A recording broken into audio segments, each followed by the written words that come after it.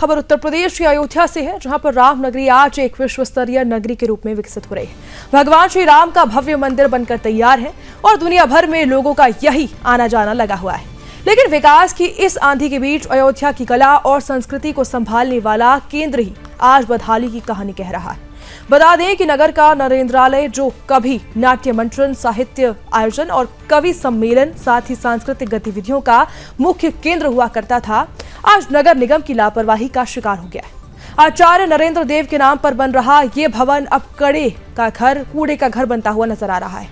दरअसल नगर निगम ने इस ऐतिहासिक भवन को कूड़े की गाड़ियों और गंदगियों से भर दिया है। यहाँ की स्थिति ये है कि आसपास बदबू और गंदगी से लोग बेहद परेशान हैं।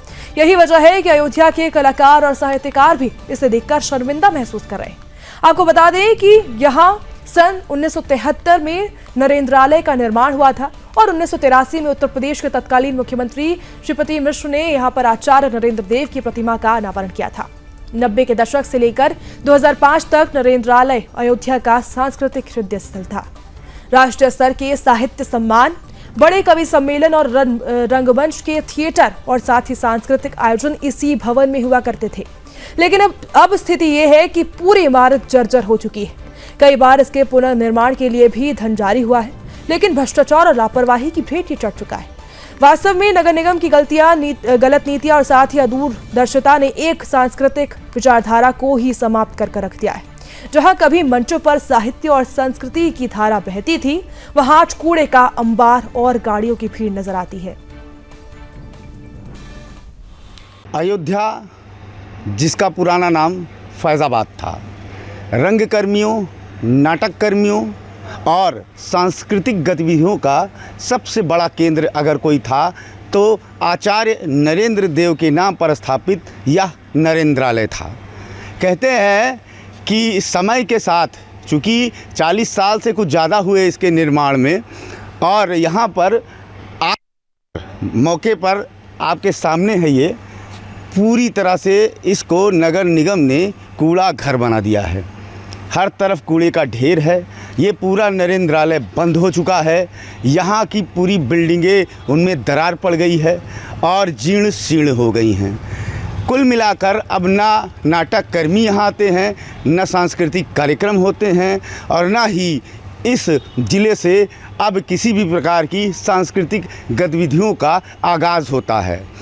43 लाख रुपए 2012 में इसके पुनर्निर्माण के लिए आए, लेकिन वह भी भ्रष्टाचार की भेंट चढ़ गए।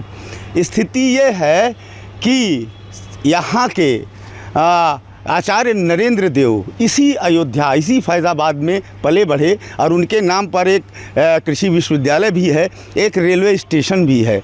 लेकिन दुर्भाग्य इस बात का है कि शहर के बीचों बीच में बना यह नरेंद्रालय आज रो रहा है अपनी दुर्दशा पर और अपने उस समय को याद कर रहा था जब वो दौर था कि यहाँ पर हमारे युवा, हमारे नाटककार, हमारे रंगकर्मी यहाँ पर आते थे और तमाम ऐसे कार्यक्रम होते थे जिसमें शामिल होने के लिए जनपद के तमाम लोग पहुँचते थे।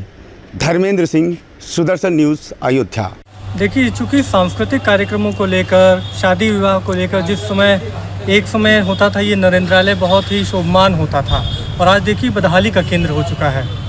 नगर निगम से हमने शिकायत की, हमने 19 अगस्त को इस पर शिकायत की और हमने कहा कि देखिए जो आचार्य नरेंद्र देव की प्रतिमा है, सबसे पहले तो इसका सम्मान जरूरी है।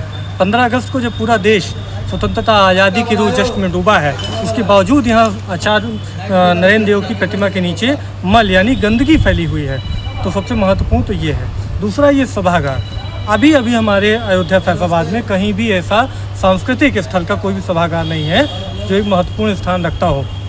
यहाँ पर जितने भी शादी विवाह के कार्यक्रमों को लेकर चीज़ें बनाई जा रही हैं वो बहुत ही कॉस्टली हैं। मध्यम वर्ग का व्यक्ति भी होता है, वो भी यहाँ शादी कराता था, लेकिन अब वो कहाँ जाएगा।